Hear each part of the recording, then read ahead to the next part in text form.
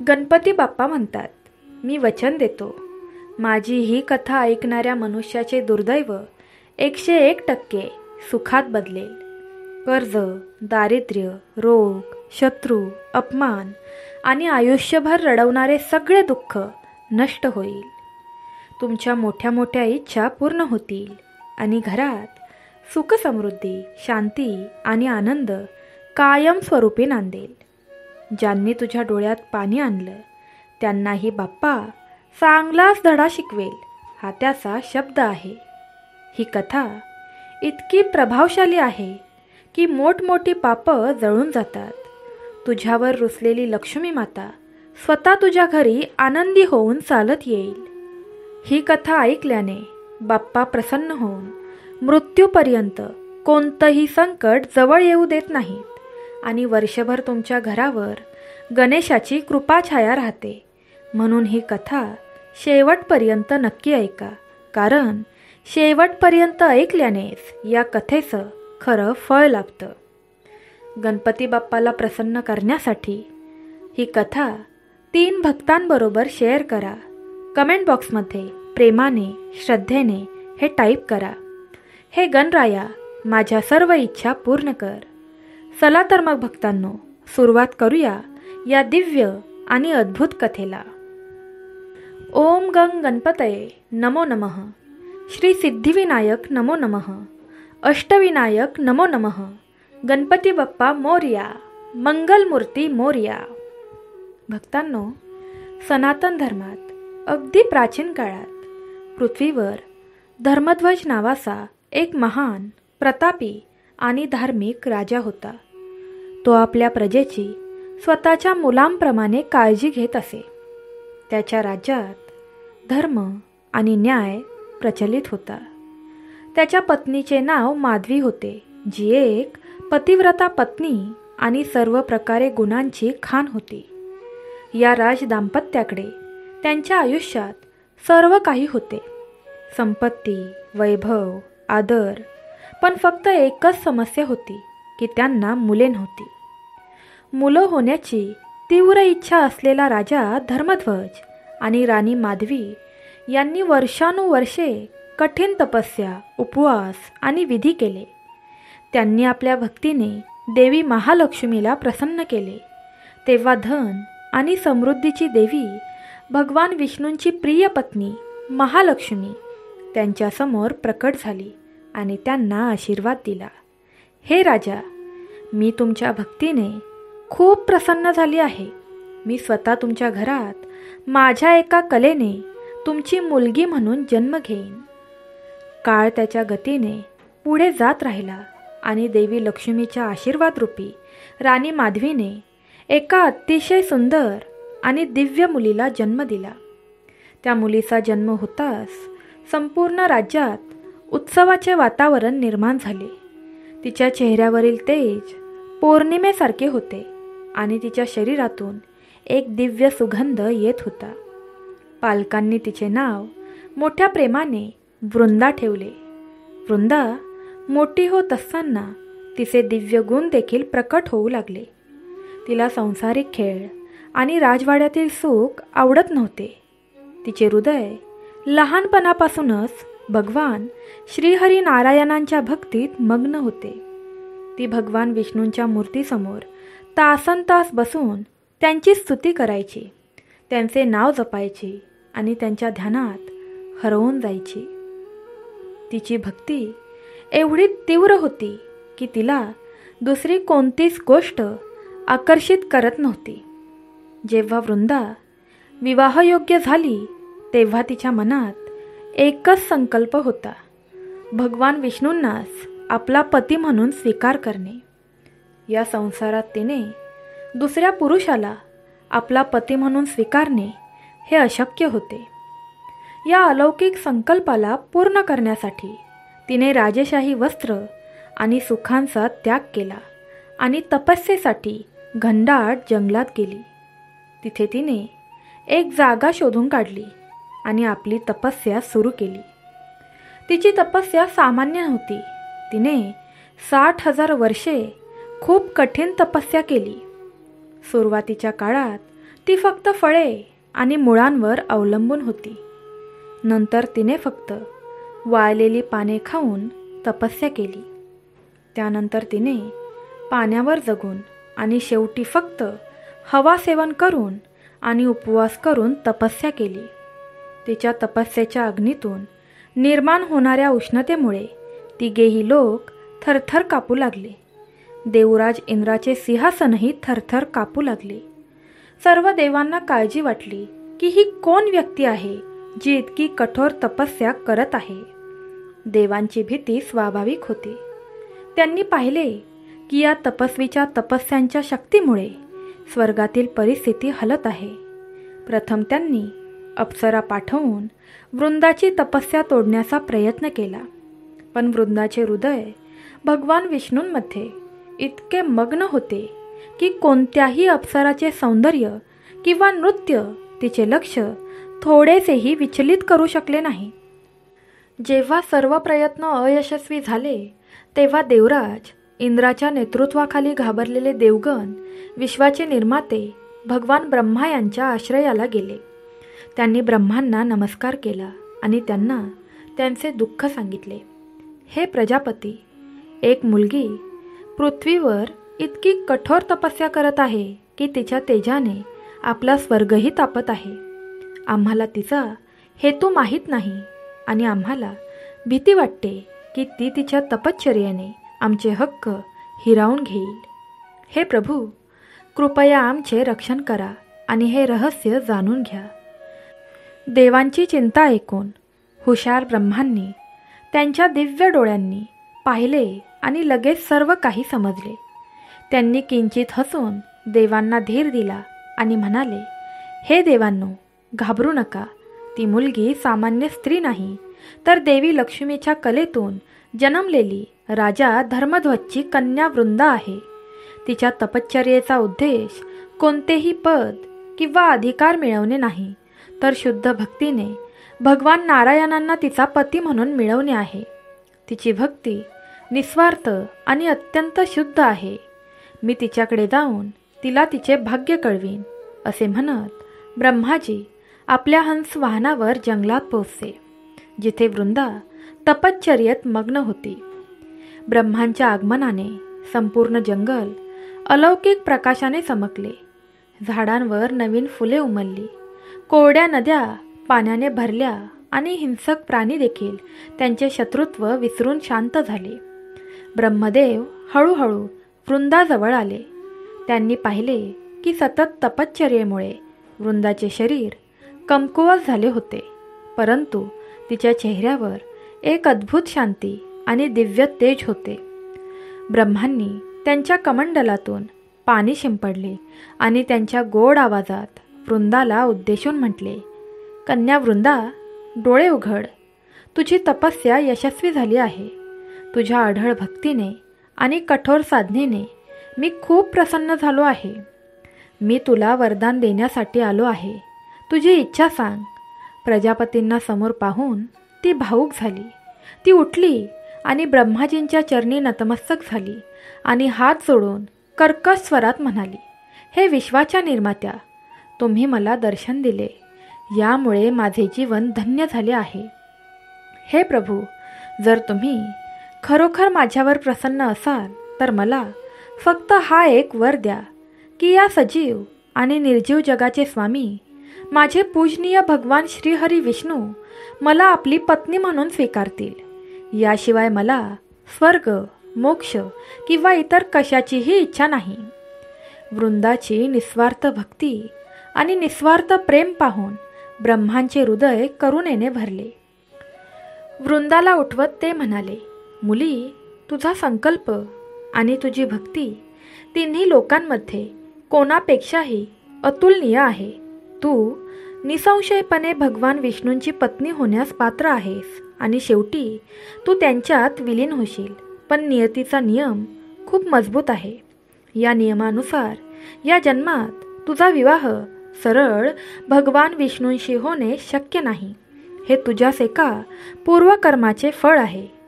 हे ऐकून वृंदा आश्चर्यचकित झाली आणि म्हणाली, पितामह, कृपया सविस्तरपणे सांगा.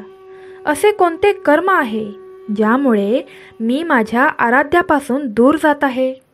मग ब्रह्मदेवांनी रहस्य उलगडले आणि म्हणाले, कन्या, पूर्वीच्या काळात जेव्हा तू राधाराणीची प्रिय मैत्रीण म्हणून गोलोकात राहत होतीस, तेव्हा सुदामा नावाचा एक गोप होता, जो भगवान श्रीकृष्णाचा आवडता भक्त होता. एकदा रासलीलेच्या वेळी तुझे आणि सुदामाचे अज्ञानामुळे भांडण झाले आणि तू रागाच्या भरात सुदामाला राक्षस म्हणून जन्म घेण्याचा शाप दिला. तुझ्या शापामुळे तो गोप पृथ्वीवर राक्षस राजा दमचा पुत्र शंखचूडच्या रूपात जन्माला आलाय. तो पूर्वजन्मात भगवान कृष्णाचा भक्त असल्याने अत्यंत पराक्रमी, तेजस्वी आणि नारायणांचा अंश आहे. नियतीने ठरवले आहे की तू त्यास शंखचूडशी लग्न करशील. तू त्याची पत्नी होशील आणि आदर्श पतिव्रता धर्माचे पालन करशील आणि तुझी पतिव्रता शक्ती त्याची सर्वात मोठी संरक्षक कवच बनेल. या जीवनातील कर्तव्य पूर्ण केल्यानंतर तू हे भौतिक शरीर सोडून जाशील. मग तुझे दिव्य शरीर भगवान विष्णूंसोबत त्यांचे निवासस्थान वैकुंठात कायमचे राहील आणि पृथ्वीवरील तुझे हे भौतिक शरीर गंडकी नावाच्या पवित्र नदीत रूपांतरित होईल आणि तुझ्या केसांपासून एक दिव्य वनस्पती उगवेल, जी तुळशी म्हणून ओळखली जाईल. या तुळशीच्या रूपात तू भगवान विष्णूंना इतकी प्रिय होशील की तुझ्याशिवाय त्यांची कोणतीही पूजा पूर्ण होणार नाही. तू कायमची त्यांची साथीदार होशील. म्हणून निराश होऊ नको आणि भाग्याचा हा नियम स्वीकार कर. ब्रह्मांकडून तिच्या भविष्याची आणि तिच्या मागील जन्माची कहाणी ऐकल्यानंतर वृंदाला दुःख झाले. तसेच तिची इच्छा पूर्ण न झाल्याने तिला दुःख झाले. तरीही तिने देवाचीच लीला समजून ते सर्व स्वीकारले. ब्रह्माजींना नमस्कार केला आणि तिची वर्षानुवर्ष चाललेली तपश्चर्या संपवली. यानंतर तिचे मन शांत करण्यासाठी आणि पुण्य मिळवण्याच्या उद्देशाने ती तीर्थयात्रेला निघाली. अनेक तीर्थक्षेत्रे, आश्रम आणि पवित्र स्थळांची यात्रा करत एके दिवशी वृंदा पवित्र गंगा नदीच्या काठावर पोहोचली. ते ठिकाण खूप शांत आणि नयनरम्य होते. गंगेचा पवित्र प्रवाह मधुर आवाजाने वाहत होता आणि त्याच्या काठावर हिरवीगार झाडे आणि फुलांनी भरलेल्या वेली होत्या. वातावरणात एक अद्भुत आध्यात्मिक शांती पसरली होती. त्या शांत वातावरणात वृंदाला एक अद्भुत दृश्य दिसले. गंगेच्या काठावर एका विशाल झाडाखाली रत्नजडित सिंहासनावर एक अतिशय तेजस्वी आणि तरुण युवा योगी ध्यानस्थ बसले होते. ते दुसरे कोणी नाही तर श्री गणेश होते. त्यांचा विशाल हत्तीचा चेहरा हजारो सूर्याच्या तेजाने चमकत होता. त्यांचे मोठे शांत डोळे बंद होते, जणू ते स्वतःमध्ये संपूर्ण विश्वाचे निरीक्षण करत होते. त्यांचे संपूर्ण शरीर केशर आणि चंदनाच्या सुगंधी लेपाने मढवलेले होते, जे त्यांच्या गोऱ्या त्वचेवर एक दिव्य तेज पसरवत होते. त्यांनी कमरेला पिवळे कापड घातले होते आणि त्यांच्या गळ्यात ताज्या पारिजात फुलांचा हार होता. त्यांच्या विशाल पोटावर सर्पराज वासुकी यज्ञोपवीताच्या रूपात लपटलेले होते. त्यांच्या चारही हातांमध्ये त्यांची आवडती शस्त्रे, फास, हुक, मोदक आणि वरद मुद्रा होती. त्यावेळी ते ब्रह्मांच्या ध्यानात इतके मग्न होते की त्यांना बाहेरील जगाचे भानच राहिले नाही. भगवान गणेशाचे हे अद्वितीय, शक्तिशाली आणि अत्यंत आकर्षक रूप पाहताच वृंदा क्षणभर सर्व काही विसरली. केवळ भगवान विष्णूंसाठी स्थिर झालेले तिचे मन गणेशाचे हे ब्रह्मचारी तेज आणि शांत सौंदर्य पाहून अस्वस्थ झाले. तिच्या मनात एक मोह निर्माण झाला. तिला वाटलं, हा योगी कोण आहे? त्याचे रूप स्वतः कामदेवांना देखील लज्जित करत आहे. यांच्यात अपार शक्ती, शांती आणि सौंदर्याचा अद्भुत संगम आहे. जर विधीच्या नियमानुसार माझा विवाह भगवान विष्णूंशी होऊ शकत नाही, तर हा तेजस्वी योगीच माझ्यासाठी सर्वात योग्य वर आहे.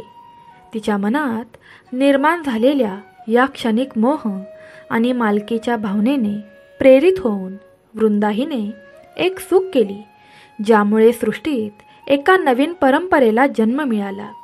ती हळूहळू गणेशांजवळ गेली आणि त्यांचे खोल ध्यान खंडित करण्याचा प्रयत्न केला. ती तिच्या गोड आवाजात म्हणाली, हे महान तपस्वी, तुम्ही कोण आहात? तुमचे हे रूप त्रिभुवनाचे मन मोहित करण्यास सक्षम आहे. मी वृंदा आहे, राजा धर्मध्वजाची कन्या. मी तुमच्या दिव्य रूपाने मोहित झाली आहे आणि तुमच्याशी लग्न करू इच्छिते. माझी नम्र विनंती स्वीकारा आणि मला तुमची पत्नी म्हणून स्वीकारा. एका स्त्रीच्या मधुर वाणीने त्यांचे खोल ध्यान विचलित झाले. तेव्हा भगवान गणेशांनी हळूहळू डोळे उघडले. त्यांनी वृंदाचे म्हणणे धैर्याने ऐकून घेतले. त्यांच्या मनात वृंदाबद्दल कोणताही राग किंवा द्वेष नव्हता, पण ते ब्रह्मचारी होते. तपश्चर्या आणि योगाद्वारे परमसत्य प्राप्त करणे हे त्यांचे एकमेव ध्येय होते. विवाह आणि गृहस्थ जीवन हे त्यांच्या आध्यात्मिक साधनेच्या मार्गातील सर्वात मोठे अडथळे होते. त्यांनी वृंदाला अतिशय शांतपणे आणि विनम्रतेने उत्तर दिले, हे देवी, तुमचे स्वागत आहे. मी भगवान महेश्वर आणि माता पार्वती यांचा पुत्र गणेश आहे. तुमच्या प्रस्तावाबद्दल आणि तुमच्या आदराबद्दल मी तुमचा आभारी आहे. परंतु मी तुम्हाला हे सांगू इच्छितो की मी आजीवन ब्रह्मचर्या करण्याचा संकल्प घेतला आहे. विवाह आणि सांसारिक बंधन माझ्या मार्गासाठी उपयुक्त नाही. माझे सुख वैराग्य आणि तपस्येत आहे, गृहस्थ जीवनात नाही. त्यासाठी मी तुमचा विवाह प्रस्ताव स्वीकार करण्यास असमर्थ आहे. कृपया मला क्षमा करा आणि दुसरा वर शोधा. भगवान गणेशांनी त्यांचे शब्द अतिशय विनम्रपणे आणि सोप्या पद्धतीने सांगितले. परंतु वृंदासाठी हा नकार असह्य अपमान होता. प्रथम ब्रह्मांनी तिला नियतीचा नियम सांगून तिची इच्छा नकारली होती आणि आता या योगींनी लगेचच तिचा प्रस्ताव नकारला होता. तिच्या सौंदर्य आणि भक्तीबद्दलचा तिचा अभिमान भंग झाला. तिच्या प्रेमाची भावना क्षणातच तीव्र क्रोध आणि अहंकारात बदलली. तिचे सुंदर डोळे रागाने लाल झाले आणि तिने बोलण्यावर पूर्णपणे नियंत्रण गमावले.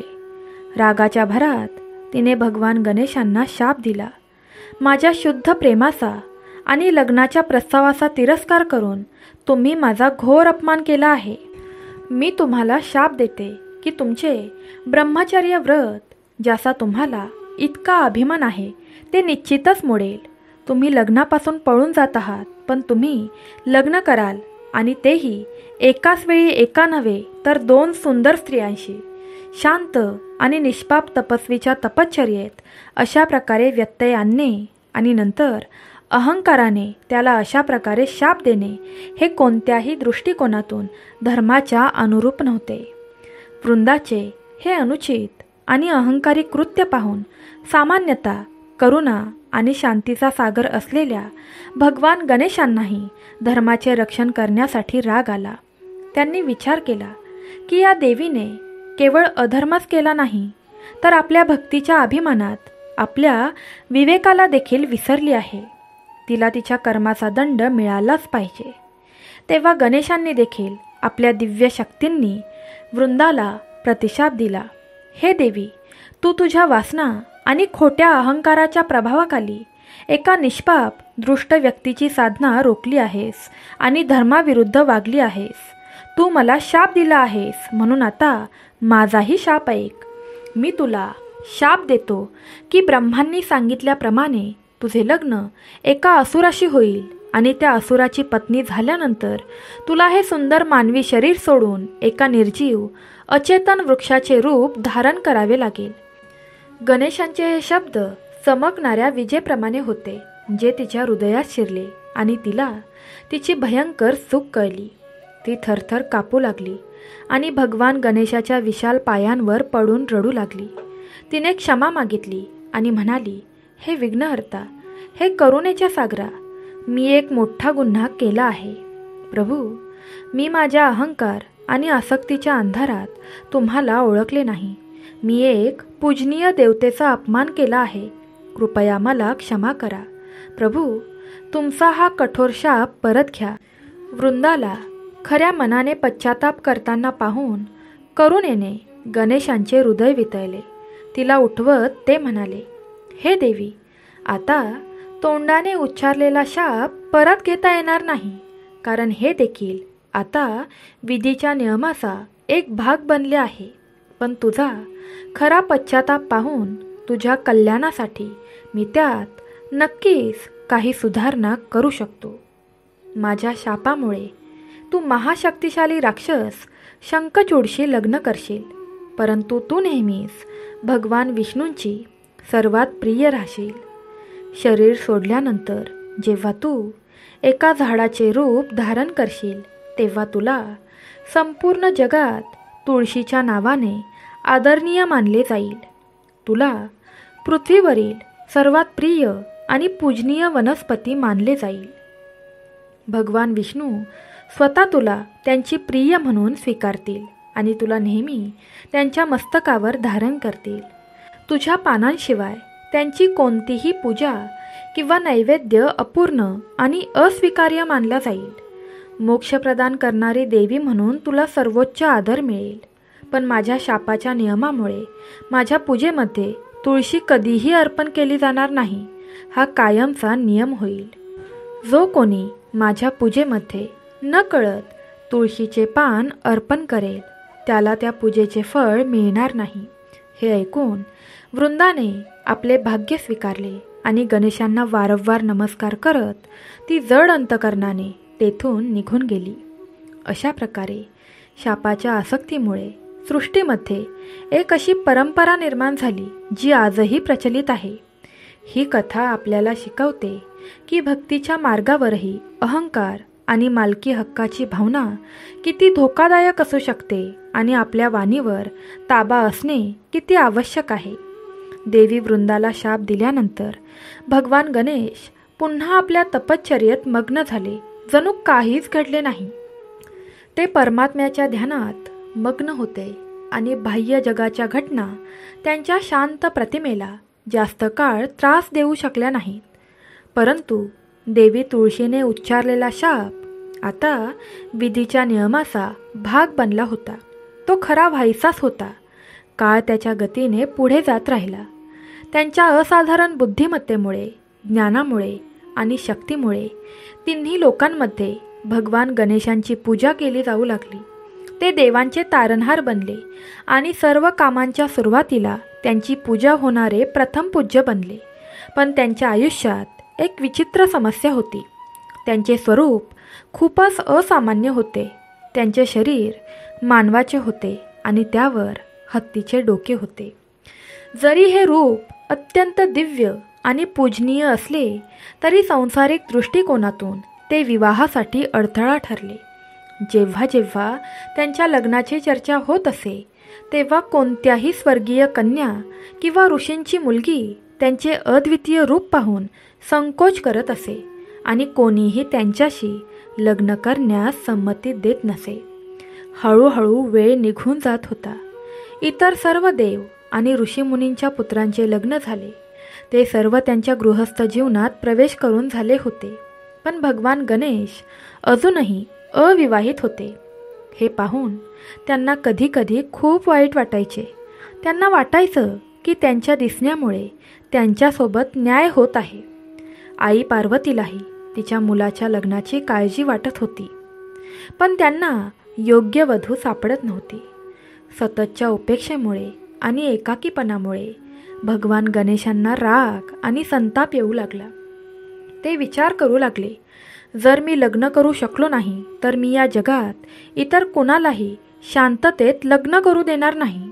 असा विचार करून सर्व विघ्नांचा नाश करणारे गणेश एक नवीन लीला निर्माण करत होते आणि विघ्न करणारे बनले होते. आता जेव्हा जेव्हा तिन्ही लोकांमध्ये लग्न किंवा कोणताही शुभप्रसंग असायचा, तेव्हा भगवान गणेश आपल्या अनुयायांना पाठवून त्यात काही ना काही अडथळा निर्माण करत असत. त्यांचे वाहक मूषकराज त्यांच्या सैन्यासह लग्नमंडपात प्रवेश करत असत आणि सर्व काही नष्ट करत असत. कधी ते लग्नाच्या मिरवणुकीचा मार्ग अडवत असत, तर कधी लग्नातील शुभ साहित्य खराब करत असत. त्यांच्या या कृत्यामुळे कोणताही विवाह कोणत्याही प्रकारचा गोंधळ न होता होऊ शकला नाही. संपूर्ण देवलोक, भूलोक आणि ऋषीमुनी समुदायात गोंधळ उडाला. या विचित्र समस्येने सर्व लोक खूप त्रासले.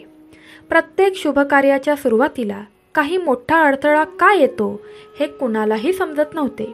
शेवटी जेव्हा ही समस्या असह्य झाली, तेव्हा देवराज इंद्राच्या नेतृत्वाखाली सर्व देव, ऋषी आणि गंधर्व विश्वाचे निर्माता परम भगवान ब्रह्मा यांच्याकडे गेले. सर्वांनी ब्रह्मदेवांना नमस्कार केला आणि त्यांना आपले दुःख सांगितले. हे पितामह, आपण मोठ्या संकटात सापडलो आहोत.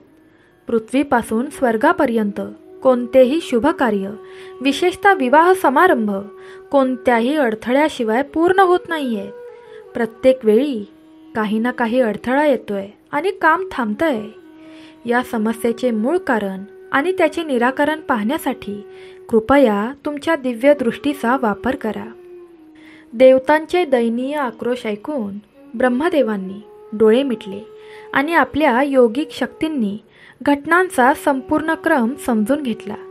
त्यांना समजले की हे सर्व भगवान गणेशांचे नाटक आहे, जे लग्न न करण्याच्या दुःखातून उद्भवले आहे. ब्रह्मदेव हसले. त्यांनी देवांना धीर दिला आणि म्हणाले, हे देवांनो, काळजी करू नका. मला या समस्येचे कारण आणि उपाय दोन्ही माहीत आहेत. हे सर्व भगवान गणेशांच्या मनातील वेदनांचे परिणाम आहेत. आता तुळशीचा शाप खरा होऊन गणेशांच्या लग्नाची व्यवस्था करण्याची वेळ आली आहे. असे म्हणत ब्रह्मांना एक अद्भुत आणि दिव्य उपाय सापडला. सामान्य मुली शोधण्याऐवजी त्यांनी आपल्या योगमाया आणि तपशक्तीने 2 दिव्य, सुंदर आणि चांगल्या वर्तनाच्या मुली निर्माण केल्या. त्या दोन्ही मुली देवत्वाचा अवतार होत्या. त्यांचे सौंदर्य अप्सरांनाही लाजवत होते आणि त्यांच्या चेहऱ्यावर दिव्य तेज चमकत होते.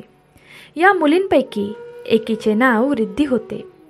रिद्धी ही भौतिक आणि सांसारिक समृद्धी, संपत्ती, धान्य, वैभव, ऐश्वर्य आणि विपुलतेची अधिष्ठात्री देवी होती.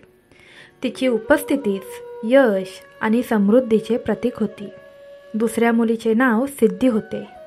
सिद्धी आध्यात्मिक ज्ञान, आध्यात्मिक प्रगती, बुद्धी, बौद्धिक कौशल्ये आणि सर्व प्रकारच्या अष्टसिद्धी म्हणजेच अलौकिक शक्तींची देवी होती.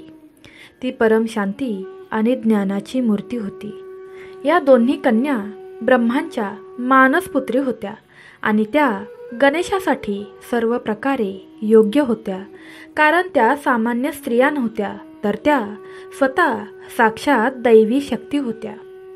ब्रह्मदेव स्वतः रिद्धी आणि सिद्धी या 2 मुलींना आपल्या मुली म्हणून घेऊन कैलास पर्वतावर भगवान गणेशांकडे पोहोचले.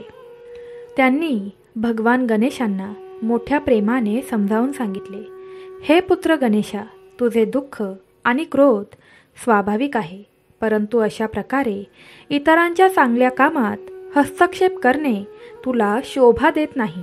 तू स्वतः शुभतेची मूर्ती आहेस, शुभतेचे प्रतीक आहेस. तुझी समस्या सोडवण्यासाठी मी माझ्या या 2 मानस मुलींना घेऊन आलो आहे. त्यांची नावे रिद्धी आणि सिद्धी आहेत. त्या प्रत्येक प्रकारे तुझ्यासाठी योग्य आहेत आणि त्यांची तुझ्याशी लग्न करण्याची इच्छा आहे. तुळशीचा शाप खरा करण्यासाठी आणि सृष्टीचा समतोल राखण्यासाठी मी इच्छितो की तू त्या दोघींनाही तुझ्या पत्नी म्हणून स्वीकारावे आणि गृहस्थ धर्माचे पालन करून जगासमोर एक नवीन आदर्श सादर करावा.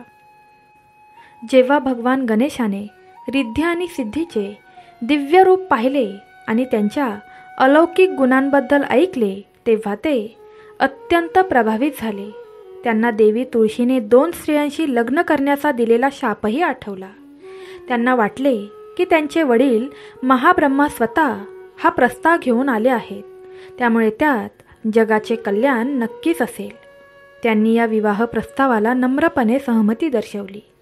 ही बातमी ऐकताच तिन्ही लोकांमध्ये आनंद आणि उत्सवाची लाट पसरली. गणेशजींच्या समस्यांमुळे त्रस्त असलेले देव आणि ऋषी आता त्यांच्या लग्नाबद्दल ऐकून खूप आनंदित झाले. भगवान शिव आणि माता पार्वती त्यांच्या मुलाच्या लग्नाची बातमी ऐकून आनंदित झाले. त्यानंतर भगवान गणेशांच्या लग्नाची तयारी भव्य आणि अभूतपूर्व पद्धतीने सुरू झाली. हा इतका दिव्य विवाह होता की तिन्ही लोकांचे सर्व देव, देवी, ऋषी, यक्ष, गंधर्व, मानव आणि नाग यांना त्यांचे साक्षीदार होण्यासाठी आमंत्रित केले गेले. दिव्य शिल्पकार भगवान विश्वकर्मा यांनी स्वतः एक अद्भुत आणि विशाल विवाह मंडप बांधला होता, जो सोने आणि रत्नांनी जडलेला होता आणि त्यांचे सौंदर्य पाहण्यासारखे होते.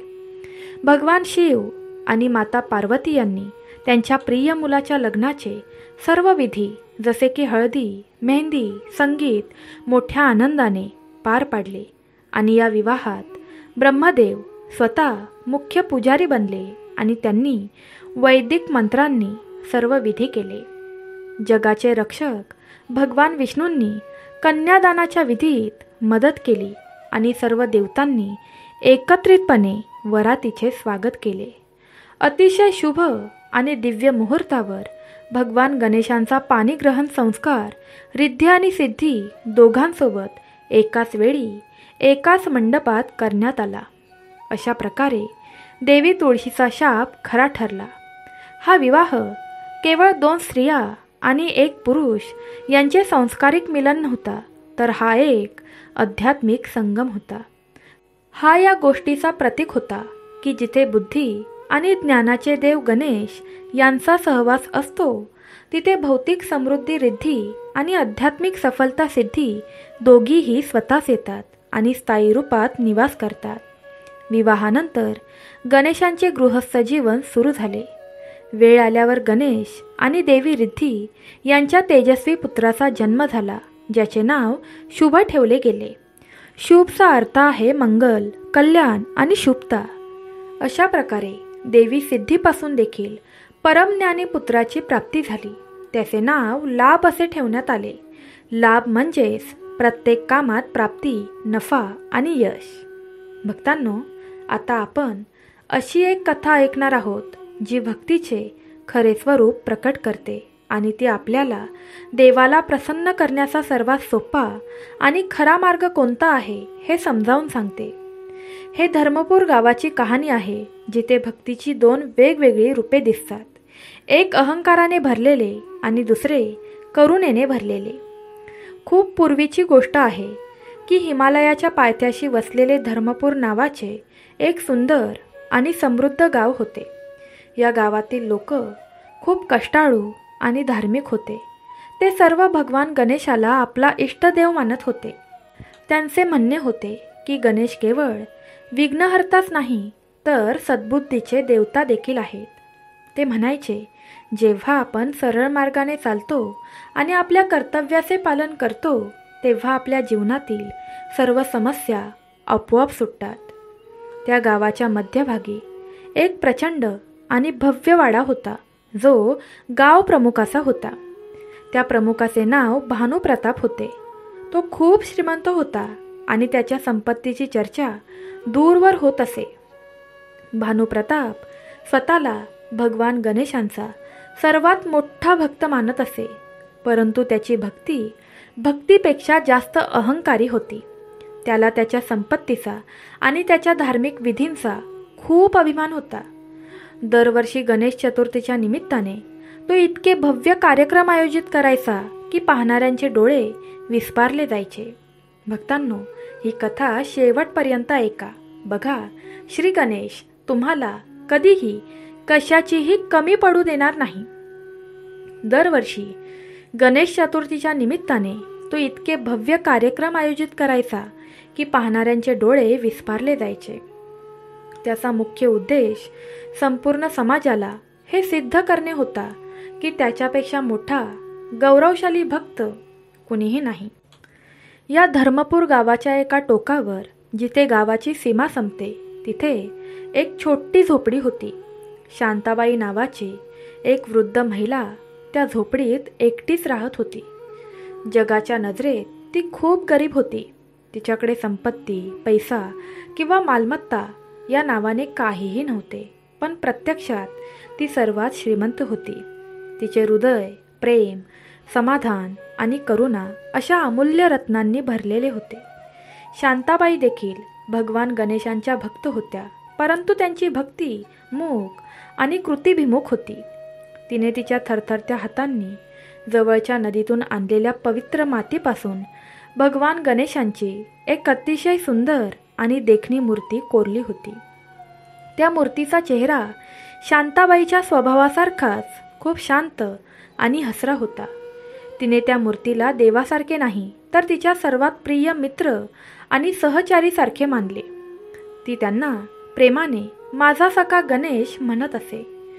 शांताबाईचा असा विश्वास होता की गणेश केवळ दगड किंवा मातीच्या मूर्तींमध्ये मर्यादित नाहीत, तर ते विश्वाच्या प्रत्येक कणात आणि प्रत्येक सजीवात राहतात.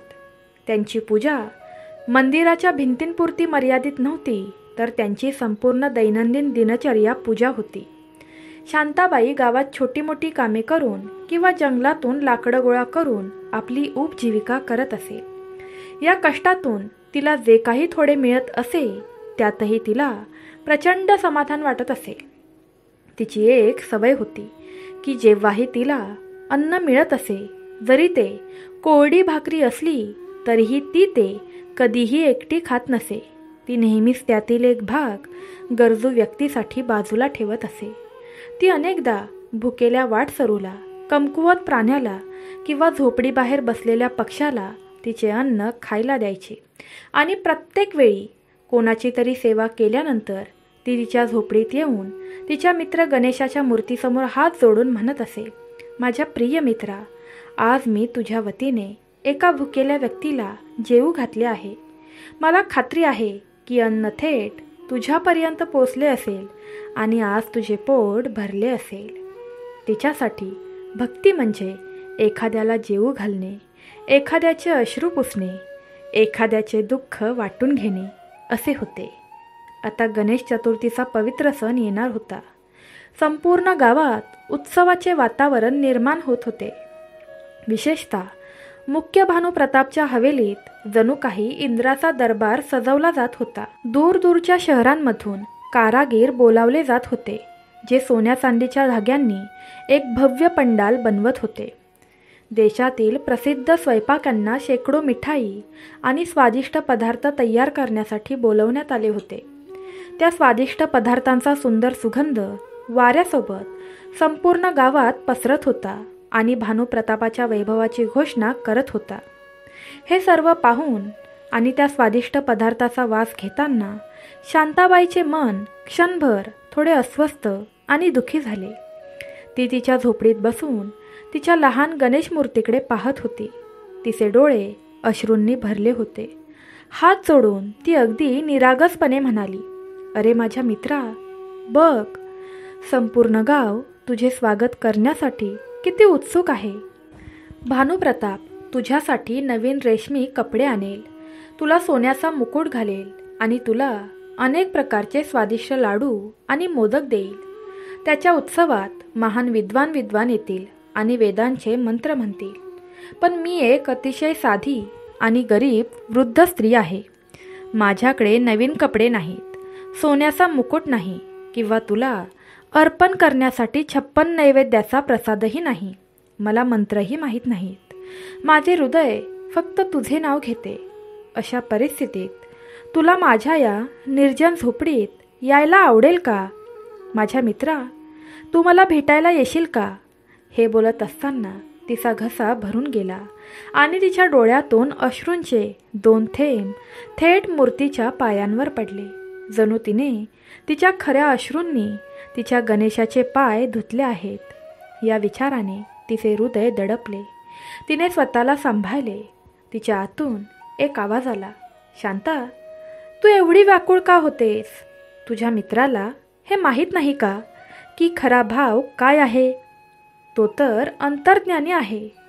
तो महालाच्या भोगाचा नाही, तर हृदयाच्या खऱ्या भावाचा भुकेला आहे. हा विचार येताच तिचे सर्व दुःख नाहीसे झाले. तिने ठरवले की या गणेश चतुर्थीला ती तिच्या क्षमतेनुसार आणि समजुतीनुसार सर्वोत्तम कामगिरी करेल, जी तिचा मित्र गणेश खरोखर काहीही पसंत करेल. शेवटी गणेश चतुर्थीचा महान दिवस आला. सकाळपासूनच भानुप्रतापच्या वाड्यात सनईचा मधुर आवाज घुमत होता. वाडा फुलांनी आणि दिव्यांनी वधूसारखा सजवला गेला होता. गावातील सर्व श्रीमंत आणि प्रतिष्ठित लोक सुंदर कपडे घालून त्या समारंभात सहभागी होण्यासाठी येत होते. भानुप्रतापने त्याच्या राजवाड्याच्या मुख्य प्रवेशद्वारावर 2 मोठे द्वारपाल ठेवले होते, ज्यांना त्याच्या भव्य समारंभाच्या सौंदर्यात कोणताही घट होऊ नये म्हणून कोणत्याही गरीब किंवा गरजू व्यक्तीला आत येऊ देऊ नये अशी कडक सूचना देण्यात आली होती. आत सोन्या चांदीच्या ताटांमध्ये 56 प्रकारचे पदार्थ सजवून भगवान गणेशांच्या विशाल मूर्तीसमोर ठेवण्यात आले होते. पूजापाठ आणि मंत्रोच्चाराचा खूप आवाज येत होता, पण त्या आवाजात भक्तीची शांती आणि सेवेची भावना कुठेतरी हरवली होती. दुसरीकडे शांताबाईही त्याच दिवशी ब्रह्ममुहूर्तावर उठली. तिने प्रेमाने साफ करून तिची छोटी झोपडी स्वच्छ केली. तिने जंगलातून काही सुंदर जंगली फुले आणली आणि तिच्या झोपडीचा दरवाजा सजवला. आज सुदैवाने तिला मजुरी म्हणून 4 पोळ्या आणि काही हंगामी भाज्या मिळाल्या. हे मिळाल्याने ती इतकी आनंदी होती की जणू तिला एक खजिनाच सापडला आहे. खूप प्रेमाने आणि काळजीने तिने पोळ्यांवर थोडे तूप लावले आणि भाजीला एका मातीच्या भांड्यात ठेवले आणि मनातल्या मनात म्हणाली, आजचा दिवस खूप विशेष आहे. आज मी माझ्या गणेशाला सर्वोत्तम नैवेद्य दाखवेन. तिने स्वच्छ केळीच्या पानावर अन्न ठेवले आणि तिच्या झोपडीतून बाहेर पडली. ती कोणत्याही मंदिरात किंवा पूजास्थळी गेली नाही, तर गावातील रस्त्यांवर फिरू लागली, जिथे गरीब आणि असह्य लोक राहत होते. ती अशा व्यक्तीच्या शोधात होती ज्याला अन्नाची सर्वात जास्त गरज होती, कारण तिचा असा विश्वास होता की देव स्वतः भुकेल्या व्यक्तीच्या रूपात अन्न मागण्यासाठी येतो. थोडा वेळ शोध घेतल्यानंतर तिला गावाबाहेर एका जुन्या जीर्ण मंदिराच्या पायऱ्यांवर एक अतिशय अशक्त आणि आजारी व्यक्ती पडलेली दिसली. त्याचे कपडे फाटलेले होते आणि भूक आणि अशक्तपणामुळे तो उठूही शकत नव्हता. त्याच्या जवळून बरेच लोक जात होते, पण कोणीही त्याच्याकडे लक्ष देत नव्हते. शांताबाईचे हृदय करुणेने भरून आले. ती लगेच त्या व्यक्तीकडे गेली आणि मोठ्या प्रेमाने आणि आदराने त्याच्या शेजारी बसली. तिने त्या व्यक्तीचे डोके आपल्या मांडीवर ठेवले आणि म्हणाली, दादा, तू खूप अशक्त वाटत आहेस. असे दिसते की तू खूप दिवसांपासून काहीच खाल्लं नाहीस. मग तिने केळीच्या पानांवर ठेवलेले अन्न त्याच्यासमोर ठेवत म्हणाली, आज माझा प्रिय मित्र गणेश याचा वाढदिवस आहे. मी हा प्रसाद त्याच्या वतीने तुझ्यासाठी आणलाय. कृपया याचा स्वीकार कर आणि माझ्या गणेशाला आशीर्वाद दे. त्या भुकेल्या आणि आजारी माणसाच्या डोळ्यात कृतज्ञतेचे अश्रू आले. त्याला इतक्या वर्षांपासून असं प्रेम आणि आदर कोणीच दिला नव्हता. त्याने थरथरत्या हातांनी जेवण घेतले आणि हळूहळू जेवू लागला. प्रत्येक चाव्याद्वारे त्याच्या चेहऱ्यावर आनंद आणि शांतीचे भाव पाहून शांताबाईला असं वाटलं की जणू काही भगवान गणेश स्वतः त्या व्यक्तीच्या रूपात जेवत आहेत. तिला जो आध्यात्मिक आनंद आणि खोल शांती मिळाली, ती जगातील कोणत्याही मंदिरात किंवा कोणत्याही मोठ्या कार्यक्रमात मिळू शकत नव्हती. जेव्हा त्या व्यक्तीने जेवण संपवले, तेव्हा त्याने शांताबाईच्या डोक्यावर आपले कमकुवत हात ठेवले आणि तिला खूप आशीर्वाद दिले. शांताबाईने ती रिकामे ताट घेतले आणि तिच्या झोपडीत गेली. आज तिचे मन प्रचंड आनंदाने भरले होते. ती तिच्या गणेश मूर्तीसमोर बसली आणि हात जोडून म्हणाली, माझ्या प्रिय मित्रा गणेशा, वाढदिवसाच्या अनेक शुभेच्छा. आज तू मनापासून जेवलास, नाही का? तुला जेवताना पाहून माझे मनही समाधान झाले. आज मी खूप आनंदी आहे. हे बोलून ती गाढ आणि शांत झोपेत झोपी गेली. त्या रात्री जेव्हा प्रमुख भानुप्रताप त्याच्या राजवाड्याच्या मऊ पलंगावर झोपला, तेव्हा त्याला एक स्वप्न पडले. स्वप्नात त्याने पाहिले की भगवान गणेश स्वतः त्याच्यासमोर उभे आहेत, पण त्यांचा चेहरा काहीसा उदास आणि फिकट होता. प्रमुख लगेच उठला आणि त्यांना नमस्कार केला आणि मोठ्या अभिमानाने म्हणाला, प्रभू पहा, मी तुमचे स्वागत करण्यात कोणतीही कसर सोडली नाही. एक सोनेरी मंडप, 56 नैवेद्य आणि पंडिताद्वारे मंत्र. मला सांगा, तुम्ही माझ्या महान भक्तीने प्रसन्न नाही का? भगवान गणेशांनी एक दीर्घ श्वास घेतला आणि शांतपणे म्हणाला, तुम्ही राजवाडा सुंदर सजवला, पण तुमचे हृदय अहंकाराने भरले. तुम्ही स्वादिष्ट पदार्थ बनवले, पण ते गरजूंपासून दूर ठेवले. तू श्रीमंत पाहुण्यांना बोलावलेस, पण मला तुझ्या दाराबाहेर हकलवून लावलेस. खरं तर आज मी दिवसभर उपाशी आहे. हे ऐकून भानुप्रतापाला धक्काच बसला. तो अविश्वासाने म्हणाला, उपाशी? तुम्ही काय म्हणत आहात प्रभू? हे कसे शक्य झाले? मी तर तुमच्यासमोर 56 नैवेद्याचा डोंगर ठेवला होता. मग भगवान गणेशांनी त्याला समजावून सांगितलं, भानुप्रताप, तू विसरलास की माझे खरे निवासस्थान दगडाच्या मूर्तींमध्ये नाही, तर प्रत्येक भुकेल्या आणि पीडित प्राण्याच्या हृदयात आहे. खरे अन्न ते नाही जे अहंकाराने मूर्तीसमोर ठेवले जाते, तर ते आहे जे गरजू व्यक्तीला करुणेने खायला दिले जाते. आज मीही आजारी आणि भुकेल्या व्यक्ती म्हणून तुझ्या राजवाड्याच्या दाराशी आलो होतो, या आशेने की कदाचित तू माझ्याकडे लक्ष देशील. पण तुझ्या अहंकारी दरबारातील लोकांनी माझा अपमान केला आणि मला तिथून हकलवून लावले. पण त्याच गावातील एका खऱ्या भक्त शांताने मला ओळखले. तिच्याकडे फक्त 4 पोळ्या होत्या, पण तिचे हृदय प्रेम आणि करुणेने भरलेले होते.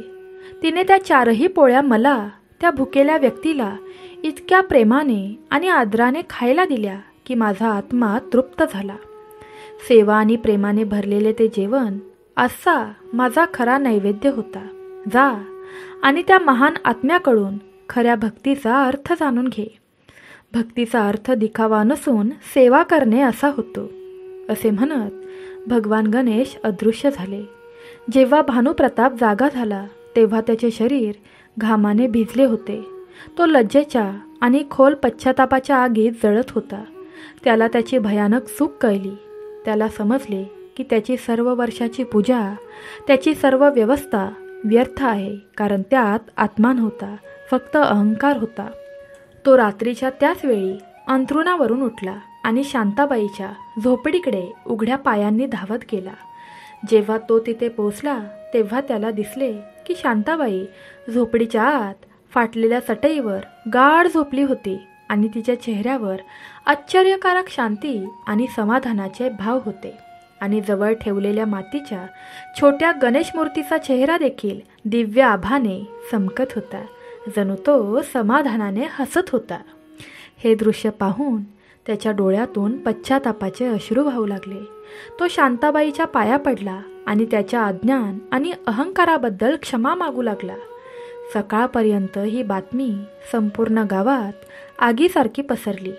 हे जाणून सर्वांना आश्चर्य वाटले. त्या दिवसानंतर भानुप्रताप पूर्णपणे बदलला. त्याने आपल्या संपत्तीचा मोठा भाग गरीब आणि गरजूंच्या सेवेत खर्च केला. त्याने आपल्या हवेलीचे दरवाजे सर्वांसाठी कायमचे उघडले आणि एक मोठे स्वयंपाकघर बांधले, जिथे भुकेल्या लोकांना रोज आणि नेहमीच प्रेम आणि आदराने जेवण दिले जात असे. आता गावातील सर्व लोकांना खऱ्या उपासनेचा आणि खऱ्या भक्तीचा अर्थ त्यांना समजले की भुकेल्या व्यक्तीला अन्न देणे हे दगडाच्या मूर्तीला 56 नैवेद्य अर्पण करण्यापेक्षा खूप मोठे पुण्य आहे. खरी भक्ती मंदिराच्या घंटांमध्ये नसून सेवा आणि करुणेच्या मुककृतींमध्ये असते. आणि अशा प्रकारे शांताबाईच्या साध्या आणि खऱ्या भक्तीने संपूर्ण गावाला धर्माचा खरा अर्थ शिकवला. अशा प्रकारे भगवान गणेशांनी एक आदर्श गृहस्थाचे जीवन व्यतीत केले. रिद्धी आणि सिद्धी यांच्या बाह्य पत्नी नाहीत, तर त्यांच्या आंतरिक शक्ती आहेत, ज्या कधीही त्यांच्यापासून वेगळ्या होऊ शकत नाहीत. त्यांच्या लग्नातून हे महान सत्य प्रकट होते की जो कोणी गणेशांप्रमाणे आपली बुद्धिमत्ता आणि ज्ञान जोपासतो त्याला भौतिक समृद्धी आणि जीवनात आध्यात्मिक यश दोन्ही सहजपणे मिळते. अशा प्रकारे विघ्नहर्ता गणेश एक पूर्ण देवता म्हणून स्थापित झाले, जे एक तपस्वी आणि गृहस्थ दोन्ही आहेत आणि त्यांच्या सर्व रूपांमध्ये त्यांची पूजा केली जाते. ज्ञान आणि दयाळूपणाचा सागर असलेल्या भगवान श्री गणेशांच्या लीला अनंत आहेत. ते केवळ शास्त्रे आणि मंदिरापुरते मर्यादित नाहीत, तर ते प्रत्येक हृदयात वास करतात, जिथे सत्य, सेवा आणि शुद्ध प्रेम असते. त्यांच्या कथा आपल्याला शिकवतात की खरे अध्यात्म थाटामाटात आणि कर्मकांडात नाही, तर मानवतेच्या सेवेत आणि प्रत्येक जीवाप्रती करुणेत आहेत. त्यानंतर एकदा कैलास पर्वतावर माता पार्वतीने गणपती बाप्पाला विचारलं, बाळा, लोक तुला विघ्नहर्ता म्हणतात, पण जेव्हा तुला लोक पुजतात तेव्हा त्यांना खरा आशीर्वाद कशात मिळतो? तेव्हा बाप्पा हसून म्हणाले, आई, मी एकटा कुणालाही पूर्ण आनंद देऊ शकत नाही, म्हणून मी माझ्या 2 रूपांना पृथ्वीवर पाठवलं आहे, शुभ आणि लाभ. शुभ लोकांच्या घरात मंगल, सौख्य आणि शांतता आणतो. लाभ लोकांच्या घरात धन, धान्य आणि समृद्धी आणतो. तेव्हा पार्वती मातेने विचारलं, मग लोकांना हे दोघं कधी मिळतात? गणपती बाप्पा म्हणाले, जे भक्त खऱ्या मनाने माझं स्मरण करतात, विघ्नहर्ता म्हणून मला मान देतात, त्यांच्याच घरात मी शुभ लाभला पाठवतो. आणि जिथे शुभ लाभ राहतात तिथे कधीही दुःख, गरिबी, दारिद्र्य किंवा संकट टिकू शकत नाही. म्हणूनच आजही लोक बाप्पाच्या चरणी बसून प्रार्थना करतात, बाप्पा, आमच्या घरात शुभ लाभ कायम नांदो. तर प्रेमळ भक्तांनो, तुम्हाला आजची कथा नक्कीच आवडली असेल अशी मी आशा करते. तुम्हाला आजची कथा कशी वाटली हे नक्की आम्हाला कमेंट करून सांगा. आजच्या दिवशी कमेंट बॉक्समध्ये गणपती बाप्पांचा जयघोष करायला विसरू नका. जर तुम्ही आपल्या चॅनलवर नवीन असाल तर आपल्या चॅनलला सबस्क्राईब करा. तसंच तुमच्या समोर दिसणाऱ्या घंटीवर क्लिक करा, जेणेकरून नवनवीन व्हिडिओ सर्वात पहिले तुमच्यापर्यंत पोहोचतील. सर्वांनी तुमची काळजी घ्या. श्री स्वामी समर्थ.